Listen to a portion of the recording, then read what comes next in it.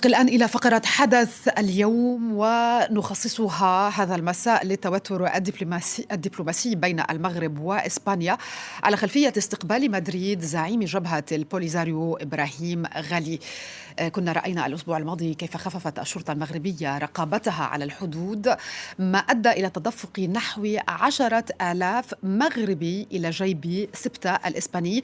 مدريد عبرت عن استياء شديد ورفعت النبرة، فذكرها المغرب بالشراكة الاستراتيجية بينهما، خاصة فيما يتعلق بمكافحة الهجرة غير الشرعية. واعتبرت المملكة المغربية أن مدريد هي من أخلت بها عندما سمحت لغالي بالوصول إلى أراضيها، وطالب المغرب بفتح تحقيق في ملابسات وصوله إلى إذن الأراضي الإسبانية، ملابسات وصول غالي. قبل ذلك قام القضاء الإسباني وأعاد فتح شكوى قديمة رفعتها ضد إبراهيم غالي جمعية صحراوية بشبهة تورطه في جرائم ضد الإنسانية ضد معارضين في مخيمات تندوف في الجزائر.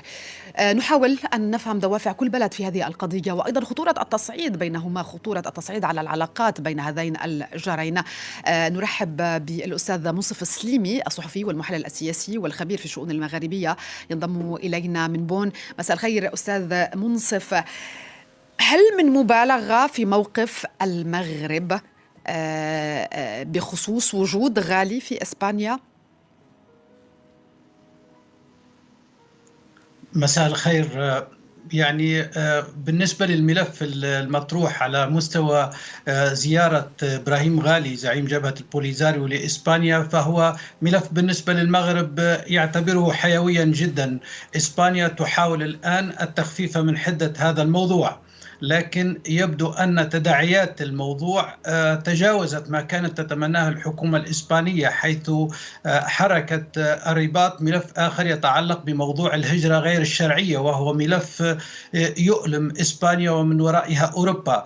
بالتالي نحن أمام أزمة أدت مفاعيلها إلى تحريك ملفين ظاهرين، هما ملف الصحراء وملف الهجرة، لكن لحد الآن البلدان لا يذهبان في اتجاه الحوار. لحد الآن يستخدم كل بلد أوراقه ضد الطرف الآخر، وطالما لا يوجد حوار في الأفق فيعني أن هذه الأزمة يمكن أن تتعمق. المغرب دعا اليوم عن طريق وزير خارجيته، دعا إسبانيا إلى عدم التصعيد، وكلمة عدم التصعيد يقصد بها عدم السماح لإبراهيم غالي بمغادرة إسبانيا دون خضوعه لمحاكمة، لأن عدم محاكمته يعني ذلك عدم الاكتراث بمطالب المغرب. نحن إذن أمام لكن أستاذ منصف، مع ذلك أستاذ منصف، هل فعلا مسألة وجود إبراهيم غالي في إسبانيا بغض النظر عن الشكل الذي دخل فيه إلى إسبانيا، وهذا ما تقول المغرب أنه يزعجها وتطالب بفتح تحقيق حوله وحول ملابسات دخول غالي إلى الأراضي الإسبانية، بغض النظر عن ذلك هل تعتقد أن أمر وجود غالي في إسبانيا هو الذي يعني الأساس في إزعاج المغرب، أم أن المغرب يستخدم هذه القضية ربما لأغراض أخرى؟ من الواضح أن ملف الصحراء يشكل أولوية بالنسبة للجانب المغربي، ولا يمكن القول أنها هي قضية ثانوية. لماذا؟ لأن زيارة غالي هي لها طابع رمزي. من الناحية الإنسانية، علاجه في إسبانيا هذه مسألة إنسانية لا يطرح حولها نقاش. لو تنقل إلى إسبانيا وفق التقاليد المعهودة أو وفق ما يتنقل به قادة البوليزاريو عادة إلى إسبانيا لم تكن لتثير حفيظة كبيرة، لكن الإشكال أن طريقة تنقله إلى إسبانيا جرت من وراء ظهر المغرب، مما اعتبره المغرب بمثابة طعن له في الظهر، وبالتالي بدأ يتحرك على أساس أن عدم الثقة بيننا كقنوات دولة بين الطرفين. من هنا هذه نقطة. الجانب الرمزي في مسألة التركيز على مسألة غالي الآن حسب ما أقرأه من خلال السردية المغربية حاليا، هو أن ملف الصحراء، المغرب يطرح ملف الصحراء الآن كأولوية بالنسبة له، كورقة للضغط على الأوروبيين: تعالوا ساعدونا في حل هذا المشكل. أنتم الولايات المتحدة قطعت شوطا في الاعتراف بسيادة المغرب على الصحراء، بينما بعض الأطراف الأوروبية منها إسبانيا وكذلك ألمانيا متحفظة على هذا المسار، بخلاف فرنسا مثلا. نعم، لكن ألا يحاول المغرب يعني أيضا في مكان ما أن يثير مسألة سيادة المملكة على سبتة ومليليا بهذه أنا الطريقة؟ أعتقد أن موضوع سبتة ومليليا هو بمثابة الأزمة النائمة، أخذت مداها منذ 5 قرون ولم يحركها المغرب إلا بشكل ناعم جدا. في خلال فترة الملك خوان كارلوس الملك السابق والملك الراحل حسن الثاني شكلت خلية تفكير بين البلدين للتفكير في هذه الأزمة، ولم يتوصل إلى مخرجات منها. لكن الأهم في هذا الموضوع هو مسألة ترسيم الحدود والجزر اللي موجودة بين إسبانيا والمغرب، وهي تحت نفوذ إسبانيا. وملف الحدود البحرية هو ملف الآن قريب المدى، بينما موضوع سبتة ومليليا أعتقد هو ليس مطروحا على الأجندة القريبة، وإنما موضوع الحدود البحرية في حالة عدم حله يمكن أن يتحول إلى أزمة شديدة شبيهة جديدة على غرب البحر الأبيض المتوسط، غرب أوروبا، شبيهة بما حدث في شرق المتوسط بين تركيا واليونان، طبعا مع اختلاف الموازين واختلاف الأوضاع. ولذلك الأوروبيون لديهم مصلحة كبيرة في إيجاد مخرج لهذه الأزمة، لأن هذه الأزمة لديها ملفات ظاهرة الآن، اللي هي الملف الصحراء وملف الهجرة، وفيها ملفات نائمة ستتحرك في القريب إذا لم تجد الأزمة مخرجات لها في القريب العاجل.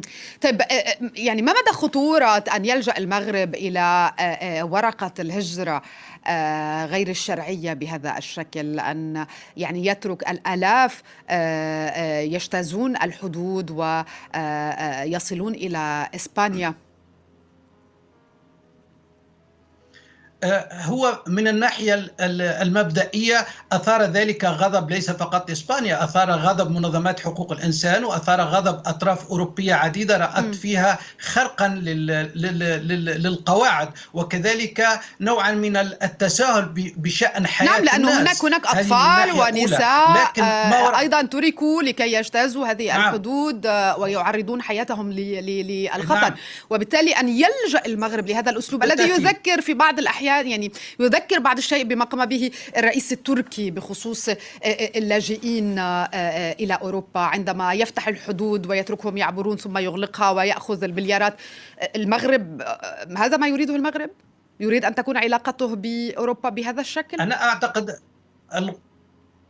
أعتقد أن الخطوة الأولى التي أقدم عليها المغرب أثارت حفيظة الأوروبيين وقلقهم، ولكن ما وراء هذه الخطوة هو الآن بدأ يتحدث فيها المغرب بشكل مباشر، وهي أن المساعدات التي تصله بسبب دوره في جنوب المتوسط في حماية السواحل الأوروبية هو أقل بكثير. المغرب يأخذ عشر ما تأخذه تركيا، وفي ظل أزمة كورونا تضرر المغرب وشبابه وفئات اجتماعية عديدة، وبالتالي دعم أوروبا للمغرب ملف يطرح حاله. وزير التنمية والتعاون الدولي الألماني أشار لهذا الموضوع منذ أيام قليلة، قال أن المغرب بحاجة إلى دعم في هذه النقطة. ولذلك بصرف النظر عن التداعيات الإنسانية السلبية بالنسبة للمغرب وبالنسبة للأوروبيين في موضوع الهجرة بشكل مباشر، سواء على مستوى القاصرين أو على المستوى الإنساني، فإن المشكل من الناحية الموضوعية يحتاج إلى تفكير. المغرب يطالب الآن، لا يريد أن يكون بمثابة شرطي للأوروبيين في جنوب المتوسط. طيب، وأعتقد أنه عندما يقول هذا الكلام هو لا يطرح ملف الهجرة فقط. تعتقد انه المساعده الماليه هو يعني تدخل في طموحات المغرب؟ بالتأكيد لا أظن أنه تحرك مثل هذا يكون غائب عنه الجوانب المالية. وقد طرح وزير الخارجية المغربي قال صراحة نحن ننفق بنسبة أكثر من 20% مما نحصل عليه من الأوروبيين في مجال الهجرة غير الشرعية، ويعتبر المغرب نفسه ويعتبره الأوروبيون تلميذا نجيبا في هذا نعم، لكن قصدت القول أنه قد يكون الحل بهذه الطريقة. أستاذ منصف، قد يكون الحل بهذه الطريقة بعيدا عن قضية إبراهيم غالي. لا أعتقد ذلك. نحن نتحدث عن أزمة مركبة وليست مقتصرة على جانب مالي ولا على جانب قضية الهجرة. المغرب أعتقد أنه 300 مليون يورو التي يقدمها الاتحاد الأوروبي للمغرب لا تشكل تلك القيمة الضخمة التي ستجعل المغرب يعني بالمقابل يتخلى عن ملفات أخرى. أعتقد الموضوع أعقد من ذلك. ملف الصحراء يأتي في المقدمة، وبعد ذلك ملف الهجرة، ثم ملف ترسيم الحدود البحرية مع إسبانيا.